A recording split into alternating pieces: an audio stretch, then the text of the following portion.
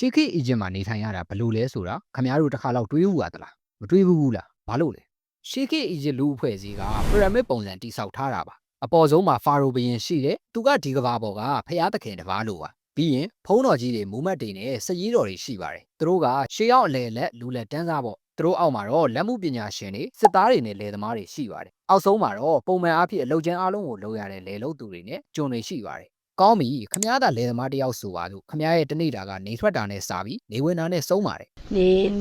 မနက်9နာရီဆိုနေထွက်ပြီးတော့ည9နာရီဆိုရင်နေထွက်ခမားကလေယာတွေကိုလောက်ကင်နဲ့စိုက်ပျိုးတယ်ပြီးတော့ရေသွင်းတယ်ရိတ်သိမ်းတယ်နိုင်မြင့်ရဲ့ရေစီးနှုံးပေါ်မှာလုံးဝမိခိုနေရတာပေါ့ဒါခက်ခဲကြမ်းတမ်းတဲ့အလုပ်ဖြစ်ပေမဲ့ခမားရဲ့လှုပ်အားကြောင့်တနိုင်ငံလုံးအသက်ဆက်နေရတာဆိုတော့ကျေးဇူးတင်ရမှာပေါ့မနက်ပိုင်းအလုပ်ရှုပ်ပြီးရဲ့နောက်နေ့လယ်စာကရိုးရှင်းပါတယ်ပေါင်မုံကြက်သွန်နေနဲ့ဘီယာပါရှေးခေတ်အီဂျစ်ကဘီယာကခမားတို့ထင်ထားတဲ့အတိုင်းတော့မဟုတ်ပါဘူးအဲ့ဒါကပြစ်နေပြီးအယောင်ကမကြည့်ဘူးနည်းနည်းတော့ရှိုးတယ်ဒီနေ့ခေတ်ကျွန်တော်တို့သိတဲ့ဘီယာထက်ပြောင်းမှုဟင်းညူနဲ့ပို့တူပါတယ်ဒါပေမဲ့ဒါကအာဟာရဖြစ်တယ်လို့ရလွယ်ကူတယ်တောက်ဖို့လည်းဘေးကင်းတယ်ဒါကြောင့်လူတိုင်းတောက်သုံးနိုင်ပါတယ်ဒါပေမဲ့ခမားသာရှမ်းသာသူတယောက်ဆိုရင်တော့ဘဝကနည်းနည်းပိုအဆင်ပြေတာပေါ့နော်ဆေးရှည်ထားတဲ့နေရန်တွေနဲ့အခမ်းအနားတဲ့ဘီလာမှာနေထိုင်တယ်အစားအသောက်ရှက်ပြုတ်ဖို့အစီအကံတွေရှိတယ်အားလက်ရှိန်တွေမှာဆဲနက်လိုမျိုးပုတ်ကိန်းတွေကိုကစားရင်ကုံဆုံးပါတယ်ဆဲနက်ကတော့ရှေးခေတ်အီဂျစ်ကအကျော်ကြားဆုံးပုတ်ကိန်းပါဒီကိန်းကနောင်ဘဝခီးစဉ်ကိုကိုစားပြုတယ်လို့လည်းယုံကြည်ကြပါတယ်နောင်ဘဝအကြောင်းပြောရမယ်ဆိုရင်ဘာသာရေးနဲ့နောင်ဘဝကိုယုံကြည်မှုကနေရာတိုင်းမှာရှိပါတယ်ရှေးခေတ်အီဂျစ်လူမျိုးတွေက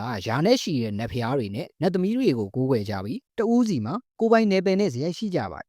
ရာအိုဆိုင်ရစ်အိုက်စစ်အနူဘစ်အိုရက်စ်တော်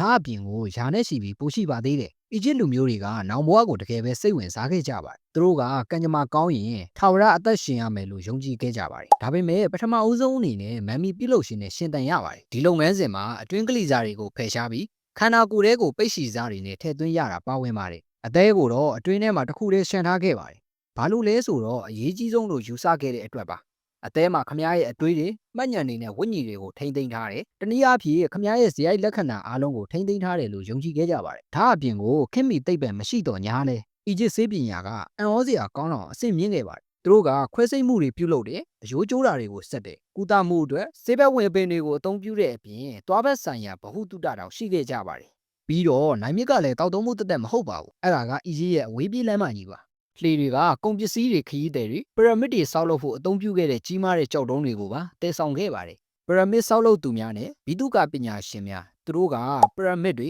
ဖျားเจ้าတွေနဲ့အထိမ့်မှတ်အဆောက်အုံတွေရဲ့နောက်ွယ်ကအင်ဂျင်နီယာတွေဖြစ်ပါတယ်။လူသိများတဲ့ဒဏ္ဍာရီတွေနဲ့စန့်ကျင်ဘက်အနေနဲ့မဟာပရမစ်ကိုကျွန်တွေကဆောက်လုပ်တာမဟုတ်ပဲအလဲကျလောက်ကင်တဲ့ကျွမ်းကျင်လုပ်သားတွေကဆောက်လုပ်ခဲ့တာပါ။ရှေးခေတ်အီဂျစ်မှာကျွန်တွေရှိခဲ့ပေမဲ့လူဦးရေအနည်းငယ်သာပါဝင်ပြီးသူတို့ကပရမစ်တွေတိဆောက်ခဲ့ခြင်းလုံးဝမရှိပါဘူး။တခြားရှေးအောင်ယဉ်ကျေးမှုတွေနဲ့နှိုင်းယှဉ်ရင်ရှေးခေတ်အီဂျစ်မျိုးသမီးတွေကအရှားမြည်သူတွေထက်မဆိုပုံမကောင်းမွန်တဲ့အခွင့်အရေးတွေရရှိခဲ့ပါတယ်။သူတို့ကစီးပွားရေးလုပ်ငန်းတွေကိုပိုင်ဆိုင်နိုင်တဲ့အမွေပစ္စည်းခံစား권ရှိတဲ့အပြင်ခင်မုန်းကိုလည်းကွာရှင်းနိုင်ပါတယ်။ဂရိသမိုင်းပညာရှင်ဟီရိုဒိုတက်ကိုယ်တိုင်လည်းအီဂျစ်လူအဖွဲ့အစည်းကိုအံ့အားသင့်ခဲ့ပါတယ်။အမျိုးသမီးတွေကဈေးတွေကုန်သွယ်မှုတွေမှာလောက်ကင်ကြပြီးအမျိုးသားတွေကတော့အိမ်မာနေပြီးအထည်ရက်ကြတယ်လို့သူကပြောပြခဲ့ပါတယ်။ဒါအပြင်အီဂျစ်မှာကလီယိုပက်ထရာဟက်ရှက်ဆုနဲ့နဖာတီတီလိုမျိုးအမျိုးသမီးအုပ်စိုးရှင်တွေလည်းရှိခဲ့ပါတယ်။သူတို့ကအမျိုးသားတွေလွှမ်းမိုးထားတဲ့လူအဖွဲ့အစည်းမှာထူးခြားတဲ့ရွှင်ချက်တွေပဲဖြစ်ပါတယ်။ဒီအကြောင်းကိုစိတ်ဝင်စားမယ်လို့မျှော်လင့်ပါတယ်။ comment မှာသင်သိချင်တဲ့အကြောင်းအရာရှိရင်လည်းပြောပြခဲ့လို့ရပါတယ်။ကျွန်တော်ကခရစ်ပါအားလုံးကိုကျေးဇူးတင်ပါတယ်ခင်ဗျာ။